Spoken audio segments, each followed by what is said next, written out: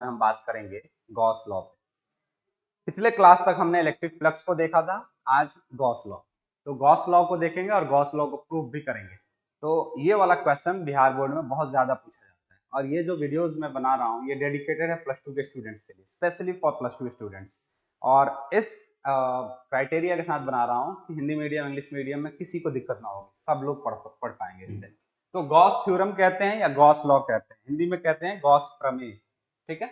तो गॉस ने क्या बोला था, ये भी फ्लक्स के बारे में बात करता है। तो उन्होंने क्या बोला था कि सपोज ये क्लोज सरफेस है और इस क्लोज सरफेस में एक चार्ज है क्यू। ठीक है। तो इन्होंने बोला कि यहां से जो इलेक्ट्रिक फील्ड निकलेगा ये सब अटैच होगा, इससे हर तरफ अटैच होगा। तो इन्होंने कहा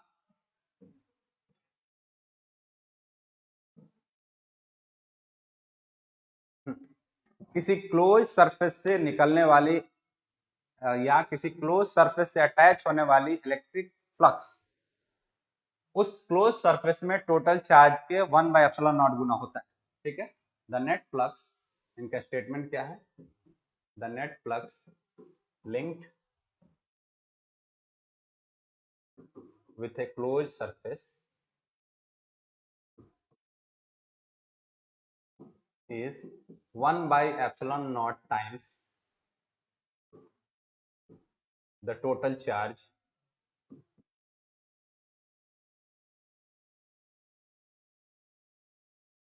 enclosed in the surface। और ये क्लोज सरफेस के लिए है सिर्फ। ठीक है। तो क्या बोला गया कि इस क्लोज सरफेस से अटैच होता हुआ टोटल फ्लक्स इस क्लोज सरफेस में टोटल चार्ज के 1/ε0 गुना होगा। ठीक है। यानी किसी भी क्लोज सरफेस से निकलता हुआ इलेक्ट्रिक फ्लक्स उस क्लोज सरफेस के अंदर जितना भी चार्ज होगा उस चार्ज के 1/ε0 गुना होगा। इसका मीनिंग क्या हुआ, जो फाई होगा वो 1/ε0 गुना होगा किसके, टोटल चार्ज के। तो इसके अंदर टोटल चार्ज कितना है, Q। तो यहां से हम लिख सकते हैं कि फ्लक्स जो है वो है Q/ε0। This is Gauss law. ठीक है। अब अगर यहाँ पे 5Q रहे, अगर यहाँ पे मैं 5Q लिखता तो यहाँ पे क्या रहता, 5Q। यहाँ पे मैं 2Q लिखता तो यहाँ पे रहता 2Q।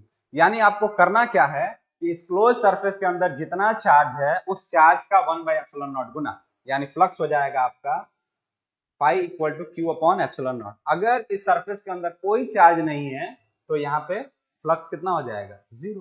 बिना चार्ज का इलेक्ट्रिक फील्ड लाइन निकलेगा ही नहीं और फ्लक्स बनेगा ही नहीं, फ्लक्स बनता है इलेक्ट्रिक फील्ड लाइन से। ठीक है। तो ये रहा गॉस का स्टेटमेंट। फिर से एक बार यहाँ पे मैंने लिख भी दिया है और फिर से एक बार, किसी भी क्लोज सरफेस से अटैच या लिंक्ड इलेक्ट्रिक फ्लक्स उस सरफेस के अंदर टोटल चार्ज के 1/ε0 गुना होता है। ठीक है। अब देखो, कई बार आपको बोर्ड में क्वेश्चन पूछा जा रहा है, 2023 में पूछा था ये कि ये एक क्लोज सरफेस है, यहाँ पे एक डायपोल रख दिया। तो डायपोल मालूम है आप लोगों को क्या होता है, -Q से +Q की तरफ जाता है ये। यानी दो इक्वल और अपोजिट चार्ज जब एक दूसरे से फिक्स डिस्टेंस पर रखे जाएं तो एक डायपोल का फॉर्मेशन करते हैं। तो एक क्लोज सरफेस के अंदर डायपोल को रख दिया। अब बोल रहा है आपसे कि नेट फ्लक्स क्या होगा, इससे नेट फ्लक्स क्या होगा। तो देखिए, नेट फ्लक्स क्या पढ़ाया गया आपको, फाई इक्वल टू Q/ε0। अगर आप गौर से देखेंगे तो डायपोल जो है -Q और +Q, नेट चार्ज कितना हुआ है इस डायपोल का, इस सरफेस के अंदर का नेट चार्ज कितना हुआ, जीरो हो जाएगा। तो यहाँ पे जैसे ही जीरो रखोगे फ्लक्स क्या होगा, जीरो। तो आपका आंसर होगा जीरो।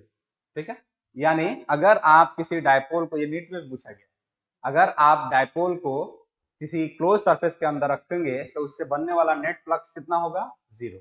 इस बार 2024 के एग्जाम में बोर्ड में क्या पूछा आपसे, अगर किसी क्लोज सरफेस के अंदर n डायपोल्स को रख दिया जाए तब इलेक्ट्रिक फ्लक्स कितना होगा। देखो, इसमें 1 करोड़ भी डायपोल रखोगे ना तो भी तुम्हारा नेट फ्लक्स जीरो ही होगा, क्योंकि एक डायपोल का नेट चार्ज जीरो, 10 डायपोल का नेट चार्ज भी जीरो और 1 करोड़ डायपोल का भी नेट चार्ज जीरो। अगर अंदर का टोटल चार्ज जीरो है तो यहाँ चार्ज के जगह पे जीरो जैसे ही आएगा फ्लक्स कितना हो जाएगा, जीरो। तो इस तरह के ऑब्जेक्टिव क्वेश्चन भी पूछे जा रहे हैं। ठीक है। तो ये रहा गॉस लॉ। अब देखिए, गॉस लॉ ने ये कहा,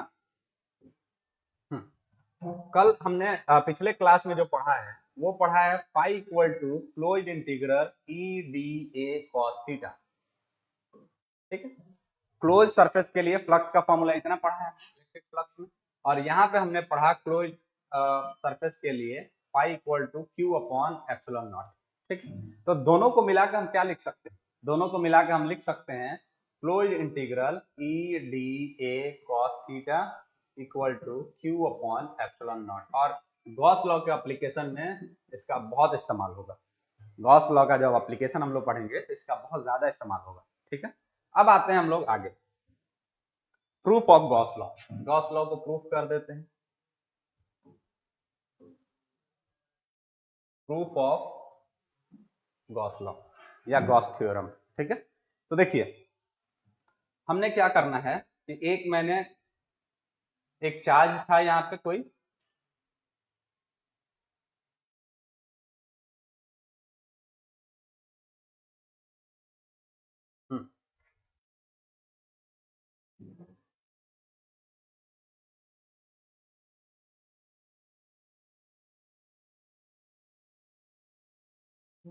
एक यहाँ पे चार्ज है। ठीक है, हमने क्या किया, इस चार्ज को घेरते हुए एक इमेजिनरी सरफेस बनाया, इमेजिन किया, एक सरफेस को इमेजिन किया।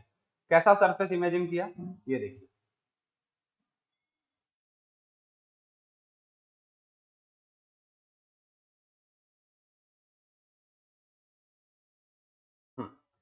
चार्ज को घेरते हुए एक इमेजिनरी सरफेस बनाया, यानी एक सरफेस को इमेजिन किया। ठीक है, इस तरह से इमेजिन किया कि इस सरफेस का जो रेडियस है वो कितना है, आर, इसका रेडियस है आर। ठीक है, अगर इसका रेडियस आर है, ठीक है, इसका रेडियस आर है, तो इसका एरिया कितना होगा, इसका एरिया हो जाएगा 4 पाई आर स्क्वायर। ठीक है, 4 पाई आर स्क्वायर। ठीक है, अच्छा, ये सब जो आप कर रहे हो ये पहले आपको एजम्पशन में लिखना पड़ेगा। क्या लिखना पड़ेगा, suppose we imagine a surface in the form of a sphere whose radius is r such that the charge q is located on its center।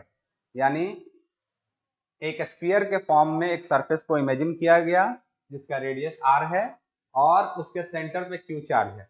तो अगर किसी स्फीयर का रेडियस r है तो उसका एरिया हो जाएगा 4 पाई आर स्क्वायर। ये जितनी बातें मैंने बोली आपको लिखना पड़ेगा। अगर इंग्लिश मीडियम के हैं तो इंग्लिश में लिख दीजिएगा, हिंदी मीडियम के हैं तो हिंदी मीडियम में लिख दीजिएगा। उसके बाद लिखिएगा a equal to 4 pi r square. ठीक है, इसका एरिया हो जाएगा। ठीक है, अगर ये स्फीयर है, इसका रेडियस r है तो उसका एरिया इतना हो जाएगा। ठीक है, अब इधर ध्यान दो कि मैं अगर यहाँ पे एक छोटा सा एरिया काट लूं डी ए, तो इसका एरिया वेक्टर कुछ ऐसे हो, डी ए। ठीक है, बाहर निकलता हुआ। और क्यू चार्ज से आर डिस्टेंस पे इलेक्ट्रिक फील्ड भी हम लोग जानते हैं। ठीक है, electric field due to q at a distance are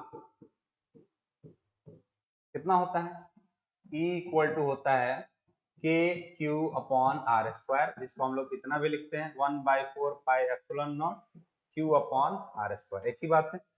अब इधर ध्यान दो, ये प्लस चार्ज है तो इसका इलेक्ट्रिक फील्ड भी इधर ही होगा, तो इलेक्ट्रिक फील्ड भी इधर ही हो गया। हिंदी वाले लिखेंगे यहाँ पे कि किसी क्यू चार्ज से आर डिस्टेंस पे electric field E equal to k q upon r square आप लिखेंगे, और इंग्लिश वाले के लिए लिखा गया है यहाँ पे। तो इलेक्ट्रिक फील्ड प्लस चार्ज की वजह से बाहर निकलता हुआ होता है और यहाँ एरिया वेक्टर भी बाहर।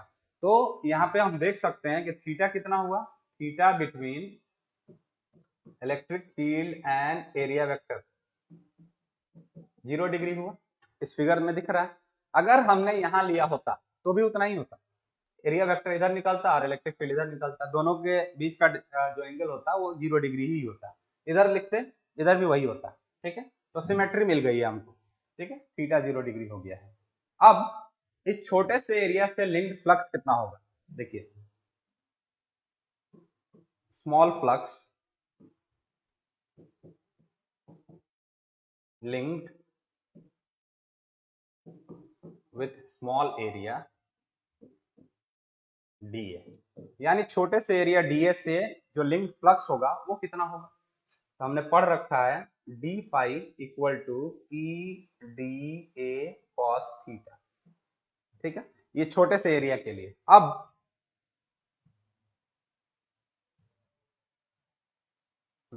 ये छोटे से एरिया के लिए है। अब अगर मैं चाहूं तो पूरे सरफेस के लिए क्या करना पड़ेगा, मुझे इंटीग्रेट करना पड़ेगा। नाउ फ्लक्स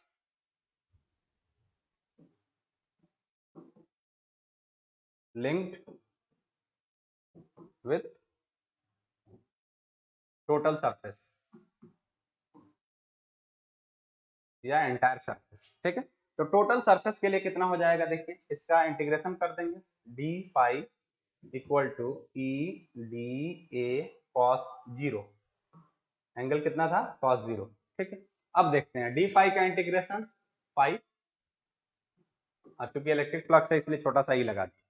इलेक्ट्रिक फील्ड हर जगह कांस्टेंट है, यहाँ हो यहाँ यहाँ यहाँ यहाँ हर जगह कांस्टेंट है, तो हमने क्या किया इलेक्ट्रिक फील्ड को बाहर ले लिया, इलेक्ट्रिक फील्ड को बाहर ले लिया और cos 0 1 हो गया है, तो यहाँ पे बचा सिर्फ डी ए और cos 0 1, तो फाई इक्वल टू ई और डी ए का इंटीग्रेशन ए। ठीक है, अब देखो phi equal to electric field 1 by 4 pi epsilon naught q upon r square, electric field का वैल्यू यहाँ से उठा कर रख दिया और एरिया का वैल्यू भी वहां से उठा कर रख दिया 4 पाई आर स्क्वायर। ठीक है, अब देखते हैं ये 4 पाई से 4 पाई गया, आर स्क्वायर से आर स्क्वायर गया, तो पाई कितना आया, पाई आया हमारा Q upon epsilon not, and this is the proof of Gauss law. ये होता है गॉस लॉ का प्रूफ। तो जो मैंने बताया उन पॉइंट्स को लिखना है और इस तरह से प्रूफ करना है, दिस इज गॉस लॉ, और बहुत ज्यादा पूछा जाता है। लास्ट टाइम 2022 में पूछा गया, 23-24 में नहीं पूछा गया है, 22 के पहले पूछा गया है 20 में, और उसके पहले पूछा गया 17 में, 9 में पूछा गया, मतलब बहुत ज्यादा पूछा जाता है। पूछा कैसे जाता है, state and proof Gauss theorem, यानी पहले गॉस थ्योरम को आपको लिखना पड़ेगा जो मैंने पीछे बताया आपको, उसके बाद आपको इसको प्रूफ करना पड़ेगा। ठीक है, और इधर ध्यान दीजिए कि अगर यहाँ पे ये आर स्क्वायर नहीं रहता नीचे 1 बाय आर स्क्वायर, तो ये फॉर्म नहीं आता गॉस लॉ का। सो हम लोग ये बोलेंगे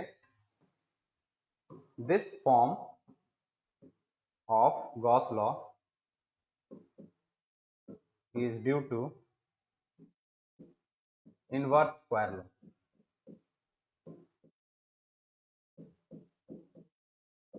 ठीक है, यानी गॉस लॉ का ये जो फॉर्म है वो इनवर्स स्क्वायर लॉ के कारण है।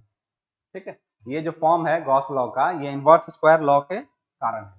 तो गॉस लॉ में कुछ पॉइंट्स आपको लिखना जरूरी है। क्या है पहला पॉइंट कि Gauss law is valid only for closed surface, यानी गॉस लॉ सिर्फ बंद पृष्ठ के लिए ही सत्य है। दूसरा, Gauss law depends on inverse square law, Gauss law inverse square law पे डिपेंड करता है, जैसे यहाँ पे मैंने दिखाया Gauss law inverse square law पे डिपेंड करता है।